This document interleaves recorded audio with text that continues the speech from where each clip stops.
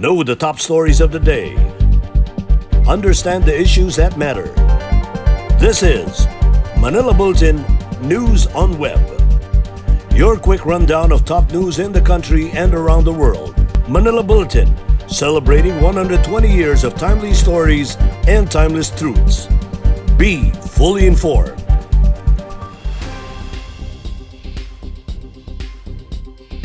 Hi, I'm Barbie Atienza. This is MB Now, and here are your news on web.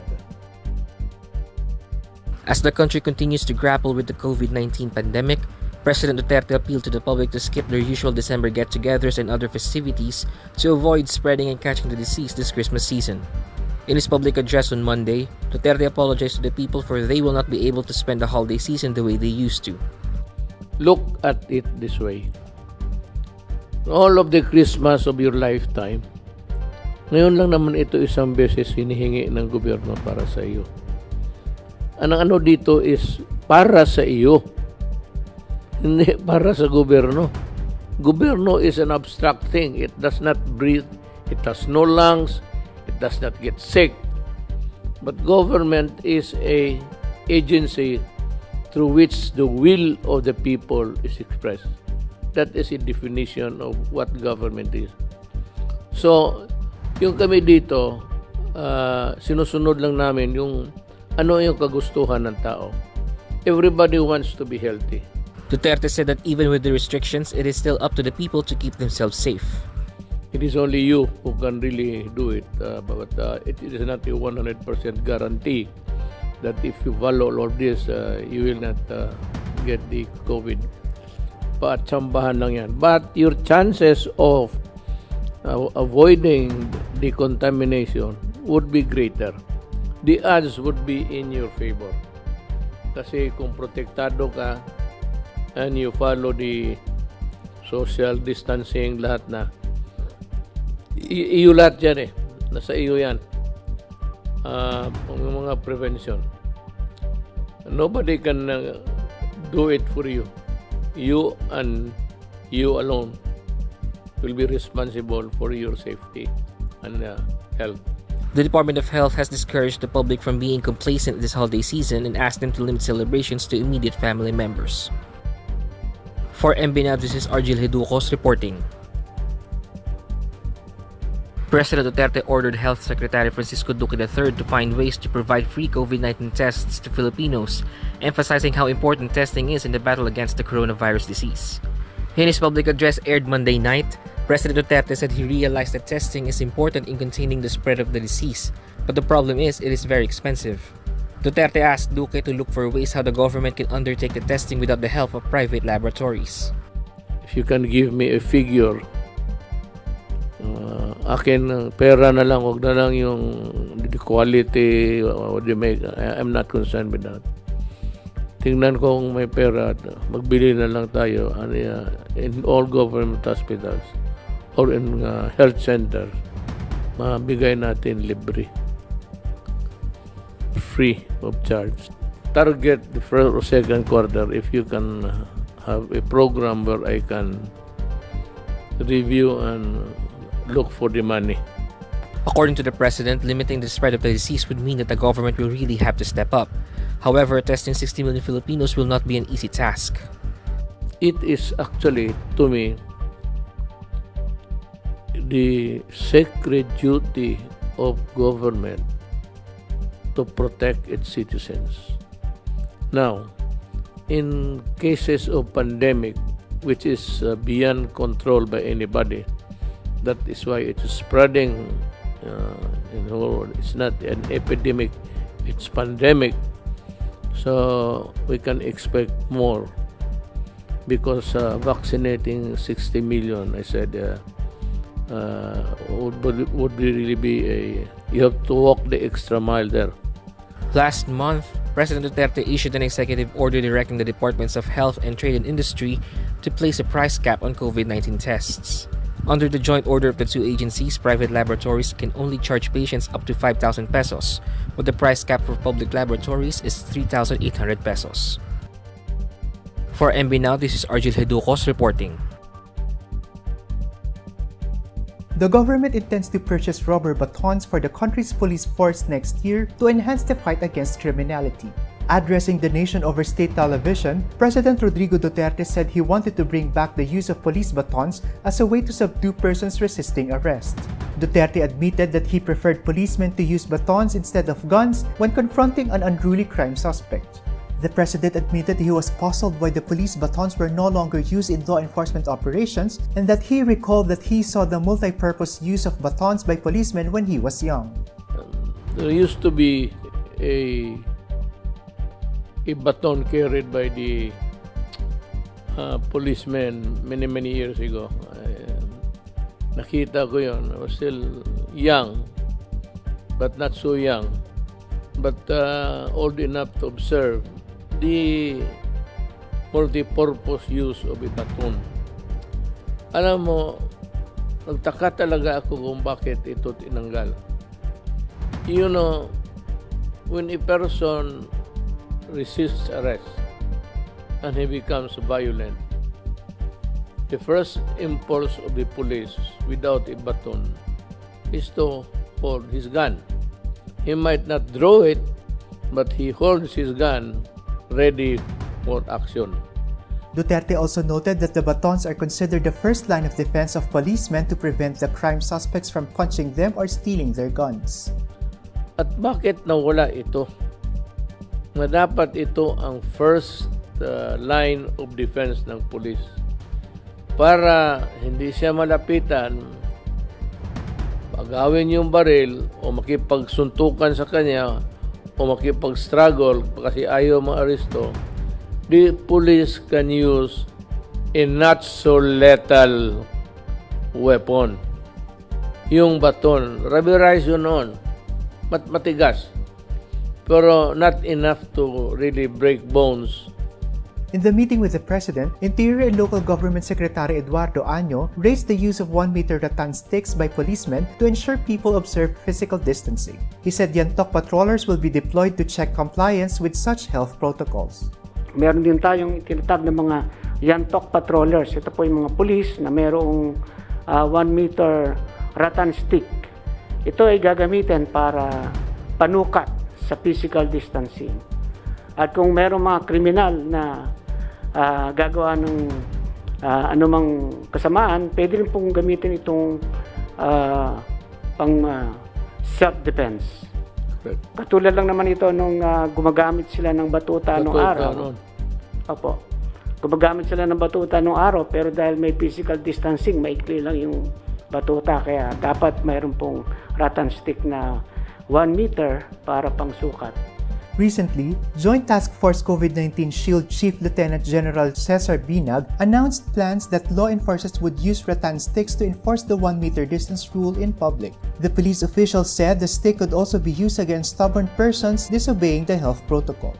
Presidential spokesman Harry Roque earlier said yantok or rattan stick may be used to measure the safe distance between people but not as a weapon to hit them. Senator Sherwin T. Gatchalian formally asked on Tuesday the Senate to review the minimum performance standards compliance of toll operators as stipulated in their concession agreement, as well as the powers and functions of the Toll Regulatory Board or TRB, the government agency that regulates all toll roads in the country. In filing Monday afternoon Senate Resolution 587, Gatchalian said the conduct of an inquiry is in aid of legislation in exercise of Senate's oversight functions. In a related development, Gatchalian's brother, Valenzuela Mayor Rex Gatchalian, suspended on Monday the business permit of North Luzon Expressway Corporation due to the unusually heavy traffic since Int'l implemented its abysmal state of cashless toll collection system on December 1. Senator Gatchalian said the review of existing oversight mechanisms set by Presidential Decree 1112, which created the TRB, is also in order.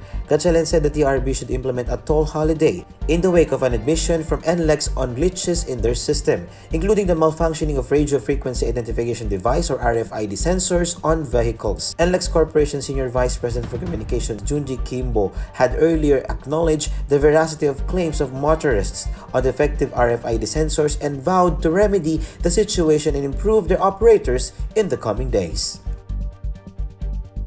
Here are the top news in other parts of the country.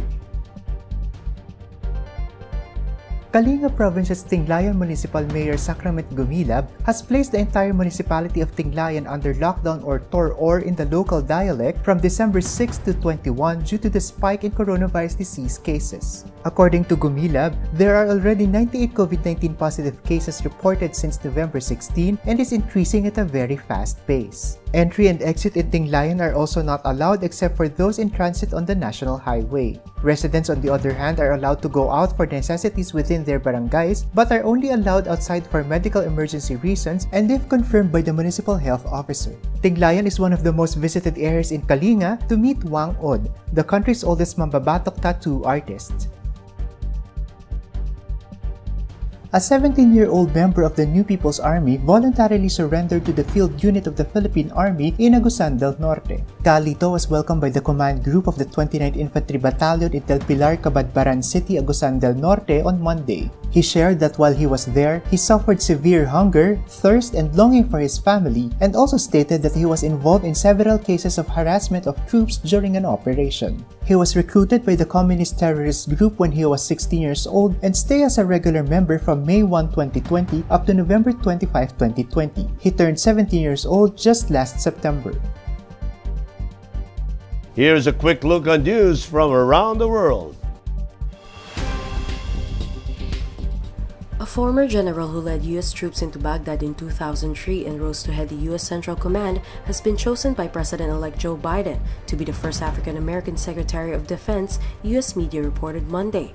Lloyd Austin, a 67-year-old veteran of conflicts in Iraq and Afghanistan, the retired four-star Army general, beat out the favorite for the job, former Undersecretary of Defense Michelle Flournoy, amid pressure on Biden to nominate more minorities for a position in his cabinet.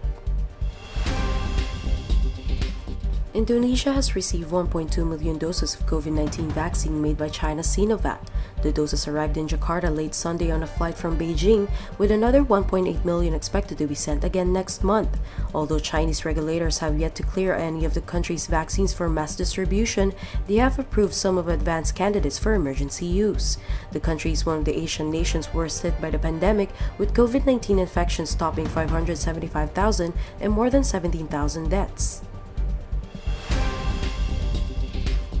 A new monolith has appeared outside a candy shop in Pittsburgh, Pennsylvania, after similar objects were found in Utah, California, Romania, and Britain.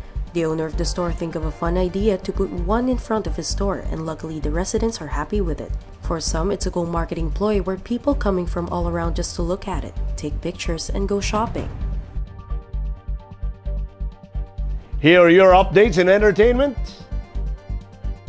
The award-winning documentary film Aswang won another international award for Best International Feature in this year's RIDM Montreal International Documentary Festival in Canada. Aswang, directed by Alex Arumpak, is an in-depth documentary on the drug war that tackles the stories of victims from marginalized communities, exposing how their lives have changed during the current administration's campaign against illegal drugs. Aswang also won the Grand Prix of the Nouveau Talents competition at Ajaccio International Documentary Film Festival last October and the Grand Prize at the 12th DMZ International Documentary Festival or DMZ Docs in South Korea last September. It also won the International Film Critics Fipreski Award in Amsterdam in 2019.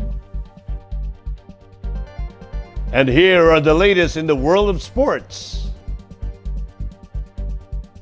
World number 1 e-kata athlete James De Los Santos captured 3 gold medals in one day, which improved his medal collection this month to 10 and 29 overall since he joined the events in April.